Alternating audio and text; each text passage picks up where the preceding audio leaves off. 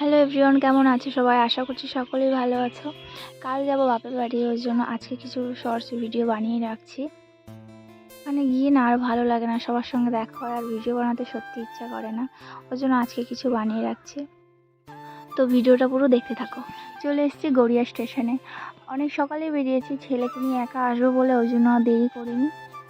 এই second time, মানে first time তো মা ক্যানিংয়ে এসেছিলো, আর এখন তো আমরা দুজনেই যাচ্ছি, একাই যাচ্ছি। মা আসবে না, গিয়ে তো বারণ করে দিয়েছি, ছেলে এখন বড় হয়েছে, অতটাও ঝামেলা করে না।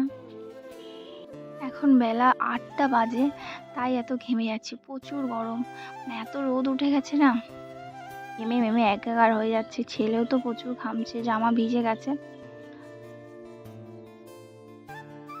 এদিকে কথা বলতে বলতে ট্রেনও চলে আসলো। আর গড়িয়া স্টেশনে মানে বেলার দিকে প্রচুর ভিড় হয় শুনেছি, কিন্তু এত সকালে যে এতটাই ভিড় হয় আমি সত্যি জানতাম না। আজকে এতটাই ভিড় ছিল, ভাবছিলাম উঠতে পারবো না। দেখছো সামনে কত ভিড়। আমি গড়িয়া থেকে এই জন্যই যেতে চাই না, দেখছো কত ভিড়। আমি যখনই যাই শিয়ালদা থেকেই যাই, আমরা যখন 3জন যাই। তো আজকে এসে ভাবছিলাম সত্যি মানে খুব ভুল করলাম, দেখছো কত ভিড়। আমি তো ভিডিও করতেই পারিনি, মানে অনেক ফাঁকা হয়ে যাওয়ার পরে ট্রেন, তারপরে একটু ছোট্ট ক্লিপ নিয়েছিলাম, দেখতে পাচ্ছ একটু, তাও এখনও অনেক ভিড় আছে দেখছো। ট্রেন থেকে নেমে বাসেও দেখছি ভিড়, বাসে উঠলাম না, তারপরে ম্যাজিক কাছে গেলাম, ম্যাজিকেও দেখছি মানে ভিড়, সামনে সিট পাইনি। এবার সামনে সিট না পেলে আমি উঠি না, ওই জন্য অটোতে করেই যেতে হচ্ছে। এখান থেকে সোনাখালি যাবো অটোতে করে, আবার মানে সোনাখালি থেকে ওখান থেকে ঝড়খালির অটো ধরবো।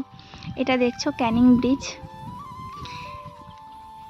ঝড়খালি যারা ঘুরতে যাও, মানে সুন্দরবন যারা ঘুরতে যাও যারা, তারা কিন্তু এখান থেকেই যায়, যারাই যায় এখান থেকেই কিন্তু যেতে হয়, ক্যানিং ব্রিজের উপর থেকেই যেতে হয়।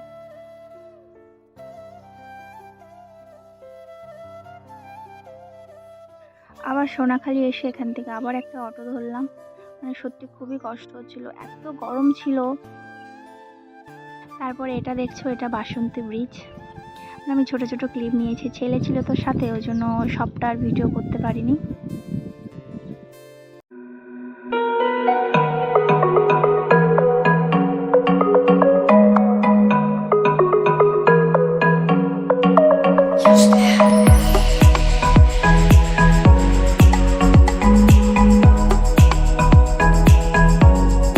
আমরা এবার অটো থেকে নেমে বাড়ির দিকে যাচ্ছি।